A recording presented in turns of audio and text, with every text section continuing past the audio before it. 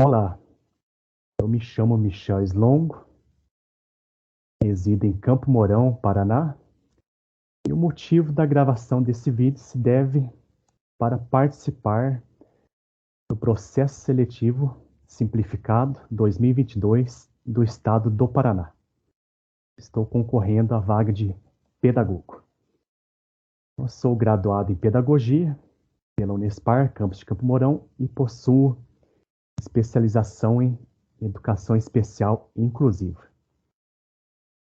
Dentro dos eixos temáticos, né, proposto no edital do processo seletivo, eu estarei falando um pouco sobre a observação de sala de aula, frequência escolar e aprendizagem. A observação de sala de aula, num primeiro momento, ele parece ser assim algo simples, antecipadamente com os professores. Daí afirmar, combinar também o tempo, né? Quantos dias serão feitas essas observações, marcar uma data, um horário que será feitas as observações. E muito importante também que durante as observações não interferir nas aulas do professor. Não ficar restrito apenas às observações. Bem feito, né? Estabelecido o combinado com o professor, com os professores. Daí o que observar? O que deve ser observado durante as aulas? Deve ser observada a interação entre os alunos e o conteúdo, as atividades propostas, observar se há uma retomada dos conhecimentos trabalhados em aulas anteriores ou não, observar também os recursos, né, utilizados pelos professores para transmissão dos conteúdos. Observar também a interação entre o professor e os alunos, observar se as propostas de atividades forem entendidas por todos. Bem feito as observações, o professor, o pedagogo, no caso, deve, deve reunir-se com o professor em um momento posterior e fazer um feedback. E nesse momento, o pedagogo deve dizer, né, apontar ao professor os pontos positivos e negativos vistos durante as observações. Daí nos pontos positivos, né, dizer ao professor, né, que quais são os elementos importantes que ele tem feito durante as suas aulas, né? A questão dos conteúdos, da apropriação dos conteúdos. E com relação aos pontos negativos, né?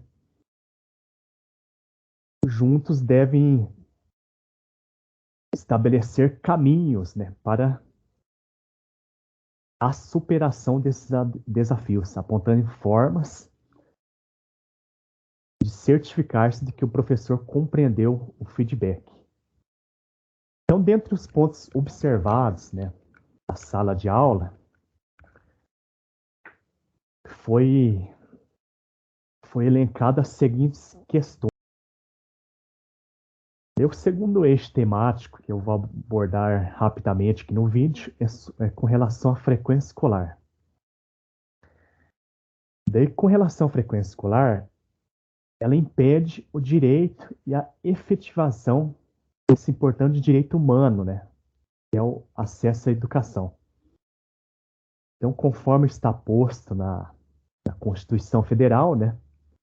Mais especificamente no artigo 205, a educação é um direito de todos. E a infrequência escolar é algo que impede que esse direito se edifique na prática educativa.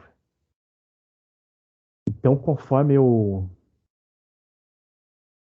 descrevi, né, no meu plano de ação com relação à infrequência escolar, É necessário criar, né, um protocolo de busca ativa na escola, que após 5 dias de ausência, esgotar todas as possibilidades de contato com os pais ou responsáveis pelo estudante, os casos são repassados ao conselho tutelar.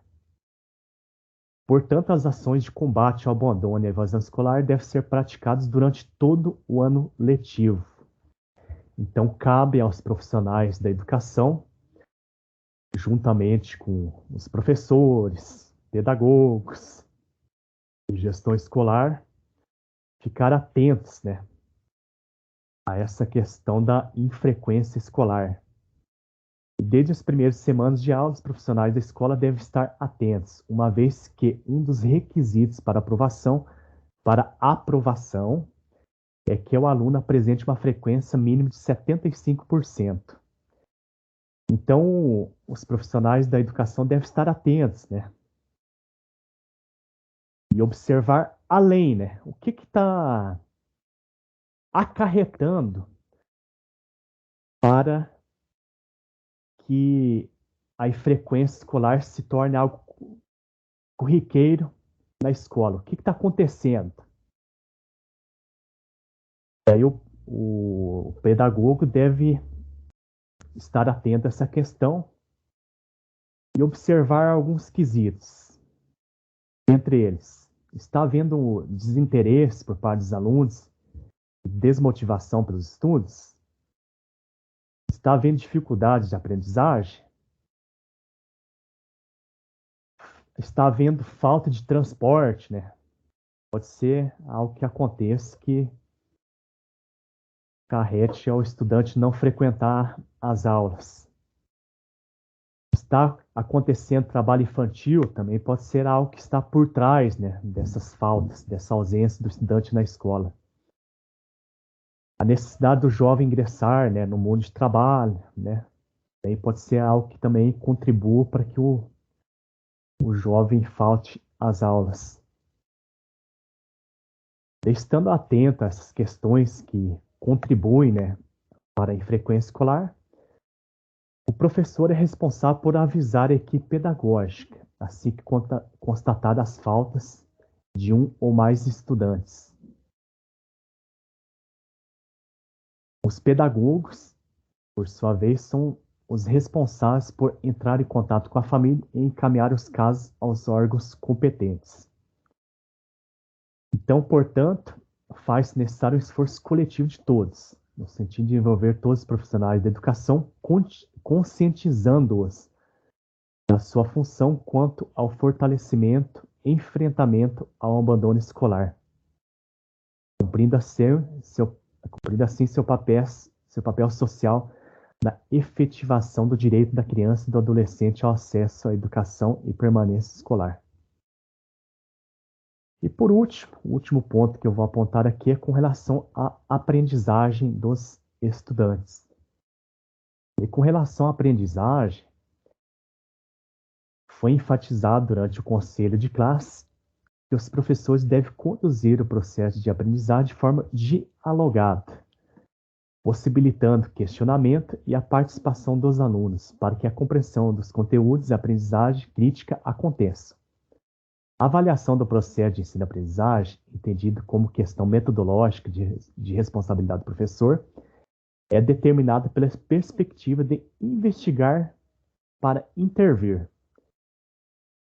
A seleção de conteúdos, os encaminhamentos metodológicos e a clareza dos critérios de avaliação elucidam a intencionalidade do ensino, enquanto a diversidade de instrumentos e técnicas de avaliação possibilita aos estudantes variadas oportunidades e maneiras de expressar seu conhecimento. Ao professor cabe acompanhar a aprendizagem dos alunos e o desenvolvimento dos processos cognitivos. Então é muito importante estar atento, né, a essas questões da aprendizagem. E aos professores cabe propor, né, diversificadas formas de avaliação. E não no avaliação não no intuito com caráter de punitivo, mas a avaliação com caráter formativo. A partir da avaliação, o professor tem um diagnóstico, um parâmetro, né? E os alunos, dos conteúdos que os alunos se apropriaram ou não.